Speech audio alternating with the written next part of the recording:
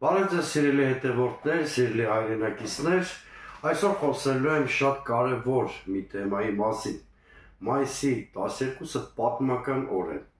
1994 թվականին ստորագրեց 6 կրակի դադարեցման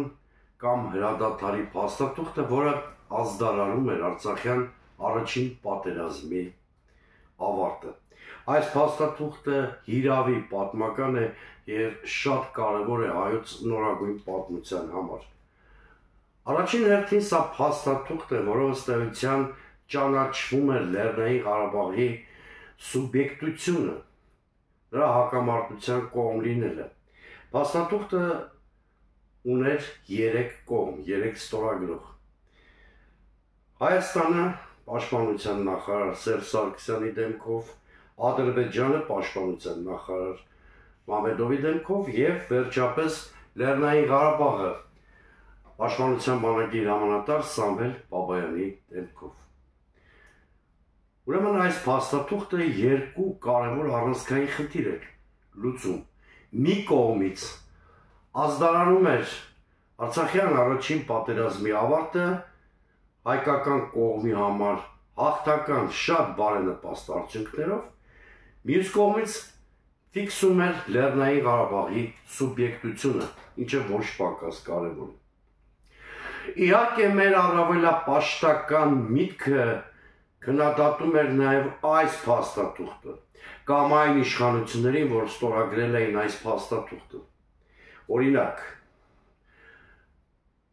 Լևոն Տեր-Պետրոսյանը եւ նրա իշխանությունը մեղադրվում էին այն բանի համար, որ պատերազմը դադարեցրեցին։ Նման մեղադրանքներ հնչեցնողները ենթադրում են, որ մենք կարող ենք օրինակ միջև Բաքու արշավել, կապիտուլյացիա պարտադրել Ադրբեջանին։ Չասեմ, թե ինչքան հիմնազուրկ է այս դիրքորոշումը, որովհետև ակնհայտորեն 1994 թվականի մայիսին հյուծված էին հակամարտող կամ պատերազմող 2 կողմերն էլ, Հայաստանն էլ, Ադրբեջանն էլ, եւ նույնիսկ տեսականորեն հնարավոր չի պատկերացնել, որ հայկական կողմը կարող էր լիակատար կապիտուլյացիայի ենթարկել Ադրբեջանին։ Էլ չասեմ, որ դա ընդհանրապես հայկական արտաքին քաղաքականության նպատակ էլ չէր համարվում։ Բայց նույնիսկ այս իրողությունից զատ կրկնում եմ, ռեալիստական հարթության վրա անհնար է պատկերացնել, որ դաժան պատերազմ անցած եւ հյուծված հայկական կողմը կարող էր նման խնդիր լուծել, ասենք կապիտուլացնել Ադրբեջանին կամ կապիտուլյացիայի ենթարկել Ադրբեջանին։ Կան միացման կոնցեպտի կրողներ, որոնք ասում են, որ պատերազմի ավարտից հետո պետք է Լեռնային Ղարաբաղը հարակից տարածքներով միացվեն Հայաստանին։ Այս խնդրի վրա էլ շատ ուզում եմ կանգ առնել։ Միացման կոնցեպտը Լեռնային Ղարաբաղի հարցում կարող են աշխատել եւ աշխատեց Խորհրդային Միության պայմաններում։ Այսինքն Խորհրդային Միության օրենսդրությունն այնպիսին էր, որ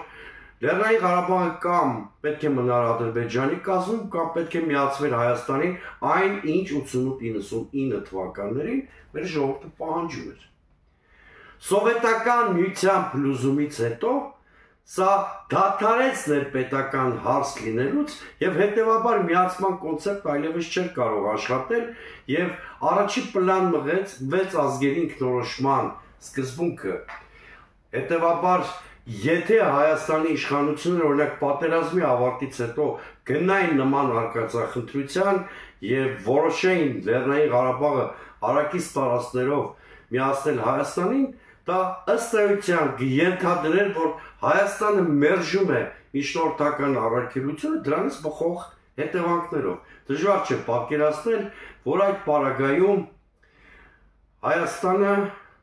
կհայտնվեր միջազգային մեկուսացման մեջ։ Այսօրվա իշխանությունները շրջանառության մեջ են դրել այլ թեզեր եւս։ Հիմա այլ դիրքերից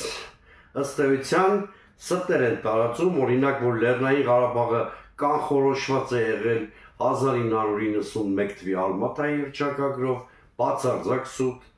եթե չասեմ այն մասին, որ պաշտոնական Երևանը պաշտոնապես վերապահումներ հայտնել այդ հռչակագրի հետ կապված, որոնցից մի քանիսը վերաբերում են հենց Լեռնային Ղարաբաղի խնդրին կամ կարգավիճակին, բայց եթե նրանց տկար մտածողությամբ դատենք, էլ ինչի համար էր Ղարաբաղի պատերազմը, եթե 91 թվականի Լեռնային Ղարաբաղի կարգավիճակը կանխորոշված էր, կամ բերում են 1996 թվականի օրինակը, ինչպես գիտեք, 1996 թվականի դեկտեմբերի 3-ին Պորտուգալիայի Լիսաբոն քաղաքում տեղի ունեցավ ԵԱՀԿ գագաթնաժողովը, որտեղ առաջարկվում էր ամփոփիչ փաստաթղթում հայտարարությունում մի պարբերություն Լեռնային Ղարաբաղի մասին, որը վերահաստատում էր ադրբեջանական հանրապետության տարածքային ամբողջականությունը եւ Լեռնային Ղարաբաղին բարձր ինքնավարության կարգավիճակ էր տրվում Ադրբեջանի կազմում։ Այստեղ իսկապես Հայաստանը գնաց վետոյի ճանապարհով, այդ հայտարարությունը չընդունվեց գագաթնաժողովի կողմից եւ դարձավ ԵԱՀԿ գործող նախագահի հայտարարություն ընդամենը։ Հիմա Նիկոլ Փաշինյանի կողմնակիցները ասում են այ տեսեք, աշխարհը դերևս 96 թվին համարում էր, որ Լեռնային Ղարաբաղը Ադրբեջանի կազմում է։ Այստեղ կա մի մեծ կեղծիք եւ շփոթություն։ Հիմա ես բացատրեմ ինչու՞ն է խոսքը։ Բոլոր պետություններն էլ Լեռնային Ղարաբաղը դե յուրե համարել են Ադրբեջանի մաս, նաև միշտորդները, բայց համարել են, որ կա կարգավորման գործընթաց, որը վերջնականապես պետք է լուծի Լեռնային Ղարաբաղի կարգավիճակի խնդիրը։ Այսինքն սրանից պետք չէ հետևություններ անել, որ Լեռնային Ղարաբաղի կարգավիճակի հարցը կանխորոշված է եղել։ Ավելին, երբ 1996 թվականի Լիսաբոնի գագաթնաժողովն են Նիկոլապաշտ շրջանակները օգտագործում որպես թեզ իբրև թե այդ թվականից Լեռնային Ղարաբաղի կարգավիճակը կանխորոշված է եղել, ես այդ մարդկանց ուզում եմ ընդամենը մի պարզ աքսիոմատիկ ճշմարտություն ներկայացնել։ 1997 թվականին աշնանը արդեն Լիսաբոնի գագաթնաժողովից ընդամենը 1 տարի անց ներկայացվել է հակամարտության կողմերին, այդ թվում Լեռնային Ղարաբաղի, խնդրի կարգավորման փուլային տարբերակը, որը պաշտպանվեց Հայաստանի իշխանության կողմից, որը ընդհանրապես չէր կանխորոշում Լեռնային Ղարաբաղի կարգավիճակը, դրա հանգուցալուծումը թողնելով հետոին։ Այսինքն Լեռնային Ղարաբաղի սուբյեկտությունը, Լեռնային Ղարաբաղի որպես իրավաքաղաքական միավոր գոյությունը երաշխավորվում էր հայկականությունը, կարգավիճակի հարցը թողնում էր հետոին։ Ուրեմն, եթե նույնիսկ Լիսաբոնի գագաթնաժողովում մեզ համար անցանկալի դրսևորումներ են տեղի ունեցել, ընդամենը 1 տարվա ընթացքում հայկական դիվանագիտության փայլուն աշխատանքի շնորհիվ արդեն 1997 թվականին մենք ունեցել ենք մի տարբերակ կարգավորման, որով Լեռնային Ղարաբաղի պատկանելությունը Ադրբեջանի կանխորոշված չէր։ Կրկնում եմ, կարգավիճակի հարցը թողնված էր հետագային, բայց ամրագրվում է Լեռնային Ղարաբաղի սուբյեկտությունը, հայկականությունը, ժամերով կարող եմ խոսել այդ կարգավորման հրաշալի տարբերակի մասին, բայց մեր այսօրվա եթերի բուն նպատակը դա չէ։ Իսկ ինչու այդ հրաշալի տարբերակը չընդունվեց։ Դարձյալ մեր քաղաքական մտքի առավելապաշտության հետևանքով 1998 թվականին տեղի ունեցավ Թերմիդորը, հայտնի հանգամանքներով իշխանությունից հեռացվեց Լևոն Տեր-Պետրոսյանը, Ռոբերտ Քոչարյանի գլխավորությամբ ձևավորվեց նոր իշխանություն, որը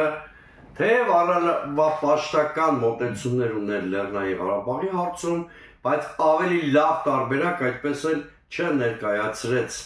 մեր հասարակությանը, քան էլ փուլային տարբերակը։ Ես ավելին ասեմ, Լևոն Տեր-Պետրոսյանից հետո ավելի ստույգ Ռոբերտ Քոչարյանի իշխանության տարիներին քննարկվեց մի տարբերակ, որը ամբողջովին ձևախեղեց Լեռնային Ղարաբաղի կարգավորման գործընթացը, դրա էությունը, բովանդակությունը։ Խոսքն այն մասին է, որ Ռոբերտ Քոչարյանը կուլ տվեց այսպես կոչված մերի տարբերակի խայծը, ինչպես գիտեք, այնտեղ այդ տարբերակով տարածքային փոխանակումների միջոցով Լեռնային Ղարաբաղը միացվում էր Հայաստանի, դրա դիմաճիշոր տարածքային զիջումներ կամ սուվերենության զիջումներ Հայաստանը անելու էր Մեղրիի հատվածում, սա խայծ էր իրականում, որը ադրբեջանական կողմը օգտագործեց, որպեսզի Լեռնային Ղարաբաղի խնդրի էությունն ու ձևաչափը կարողանա փոխել։ Ի վերջո Ադրբեջանը այս տարբերակին համաձայնություն չտվեց, բայց հետևանքն այն եղավ, որ Լեռնային Ղարաբաղը դուրս մղվեց բանակցային գործընթացից, դադարեց սուբյեկտ լինել կարգավորման գործընթացում, Լեռնային Ղարաբաղը դարձավ օբյեկտ եւ որպես հետևանք Լեռնային Ղարաբաղի խնդիրը տրանսֆորմացվեց եւ հաճախ հետո Ադրբեջանի կողմից ներկայացվեց որպես տարածքային վեճ եւ այդ նարատիվը ադրբեջանական որոշակի հաջողություն ունեցավ միջազգային շրջանակներում։ Սա հայկական թերմիդորի հասցրած ամենամեծ վնասն էր Լեռնային Ղարաբաղի խնդրին։ Իհարկե հանուն արդարության ասեմ, որ Հայաստանի երրորդ նախագահները գիտակցել են միջնորդական առաքելության կարևորությունը եւ առավելապես փորձելով պահպանել Լեռնային Ղարաբաղի ստատուս քվոն, Լեռնային Ղարաբաղի խնդրի շուրջ ստեղծված ստատուս քվոն, այնուամենայնիվ միջնորդների հետ ճկուն դիվանագիտություն բանեցնելով փորձել են երկիրը զերծ պահել պատերազմներից։ Նույնիսկ 2016 թվականի պատերազմը 4 օր տևեց, որովհետև հայկական դիվանագիտության ջանքերով հնարավոր եղավ այն կանգնեցնել։ Ավելին ասեմ, Ադրբեջանը ձգտում էր, որպեսզի քառօրյա պատերազմի ավարտին հրադադարի նոր փաստաթուղթ ստորագրվի, որտեղ չպիտի լիներ ուրեմն արդեն Լեռնային Ղարաբաղի ստորագրությունը, հայկական դիվանագիտությունը կարողացավ հասնել նրան, որ քառօրյա պատերազմը հրադադարի նոր փաստաթղթով չեզրափակվի։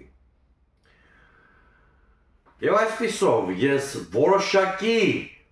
սկզբունքային վերապահումներ ունեմ այն քաղաքականության վերաբերյալ, որը Լեռնային Ղարաբաղի խնդրում վարվել է 1998 թվականից հետո եւ տարբեր առիթներով քննադատել եմ դրա համար Ռոբերտ Քոչարյանի եւ քննադատությունս մնում է ուժի մեջ, բայց այնուամենայնիվ շնորհիվ նրա, որ Հայաստանի իշխանությունները մինչև 2018-19 թվականները վարում էին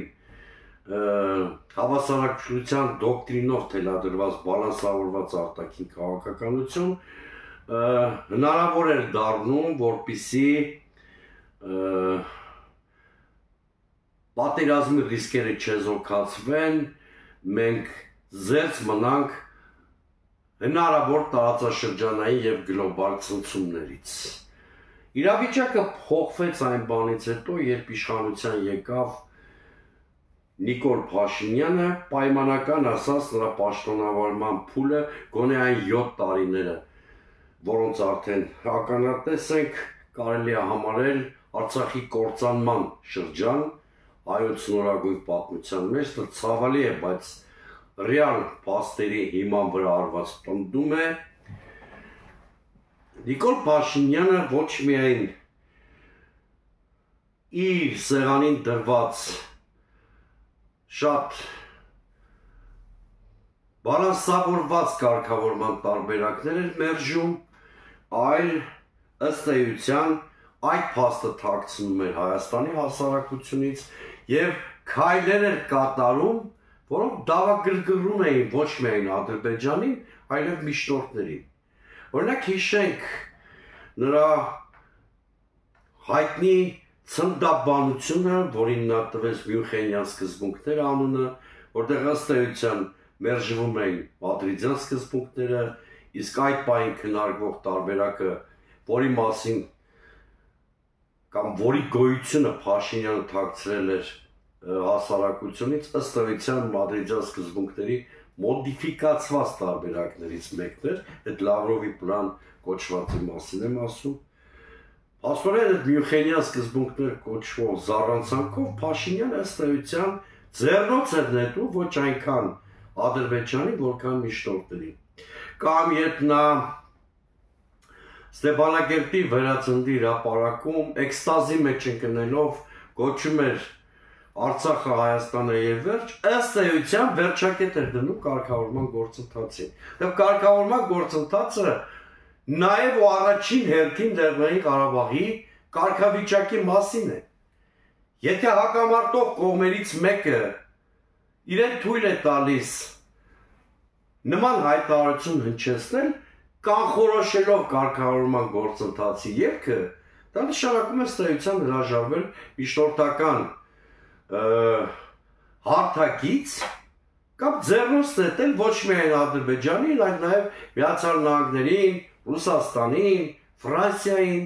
նույնիսկ ավելորդ թե այս մասին ասելը։ Իդեպ, այստեղ հարկ եմ համարում մի կարևոր նկատառում հայտնել։ Մարդիկ, որ հիմա մեղադրում քննադատում են Ռուսաստանին, որ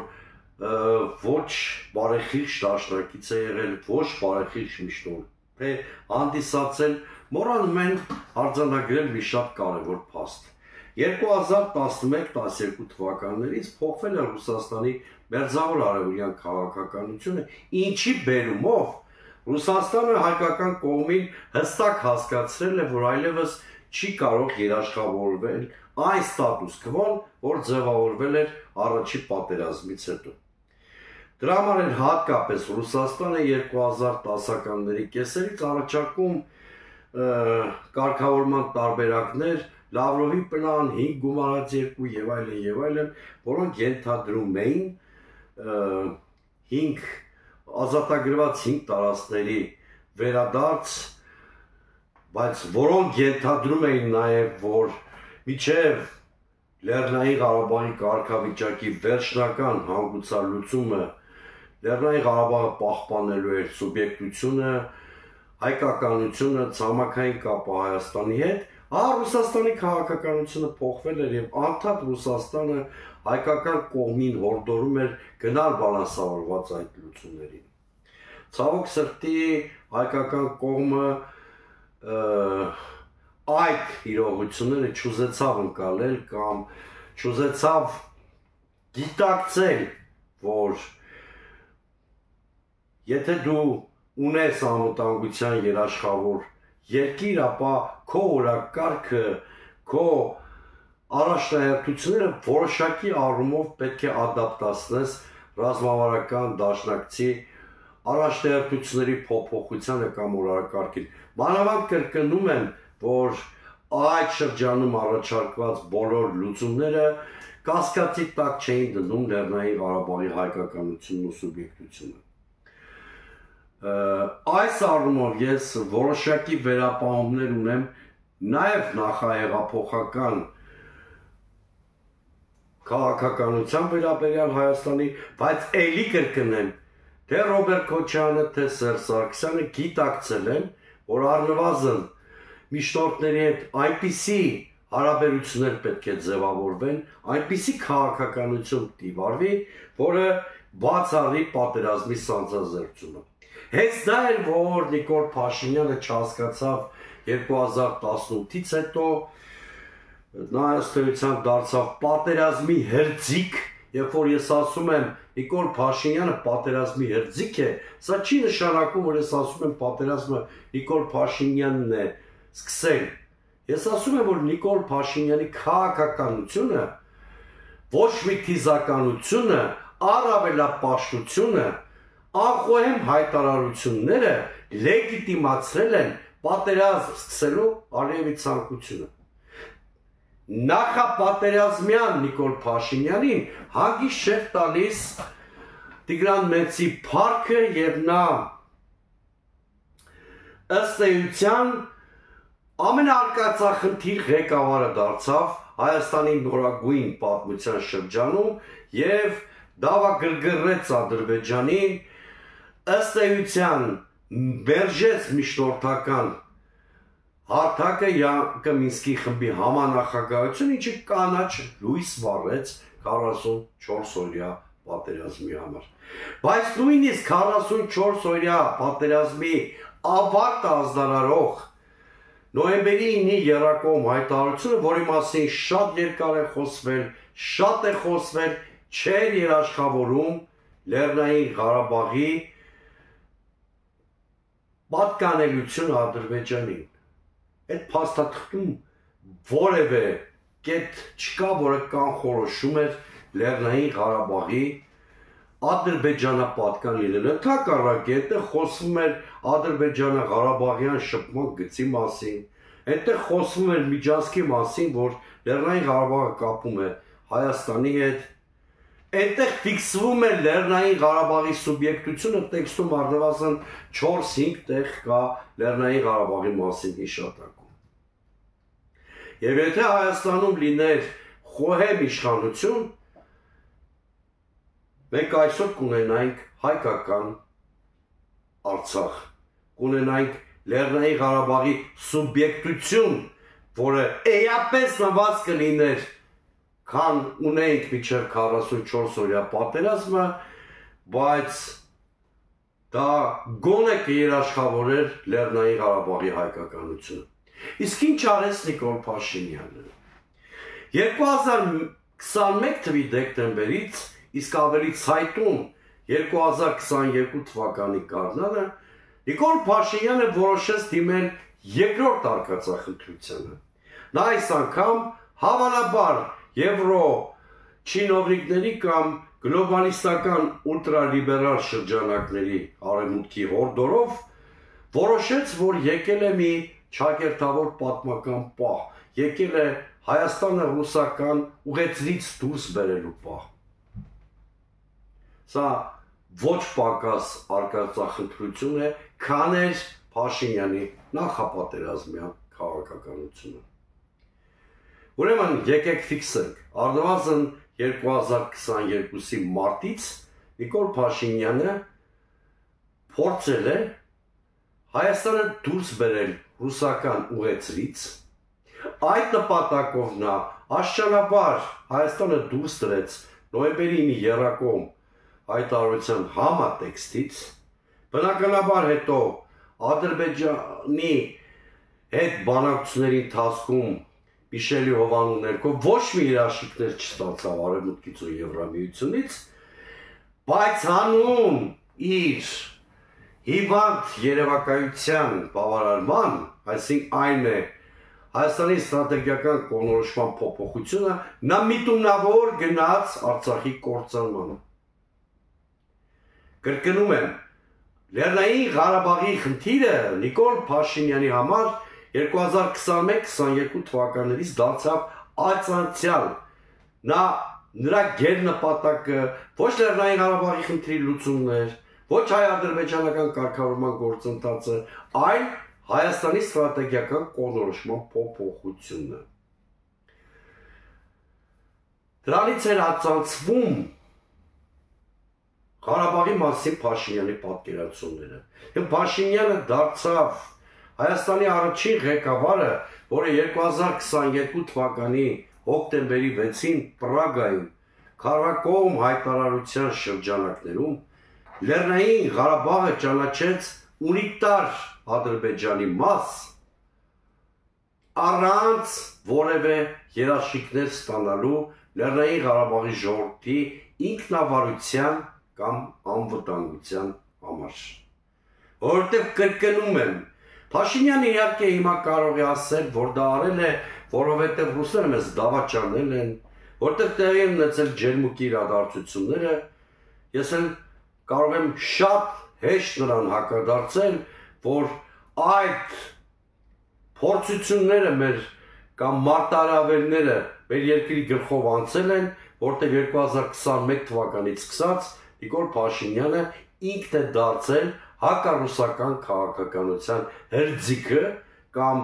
ինքն է քաջալերվելով արևմտյան ուլտրագլոբալիստական շրջանակների կողմից դարձել հակառուսական քաղաքականություն իրականացնողը եւ ակնհայտորեն Նիկոլ Փաշինյանի քաղաքականության հետևանքն է Արցախի կործանումը։ Ավելին, ես պնդում եմ, որ Նիկոլ Փաշինյանի քաղաքականությունը միտված էր նրան, որ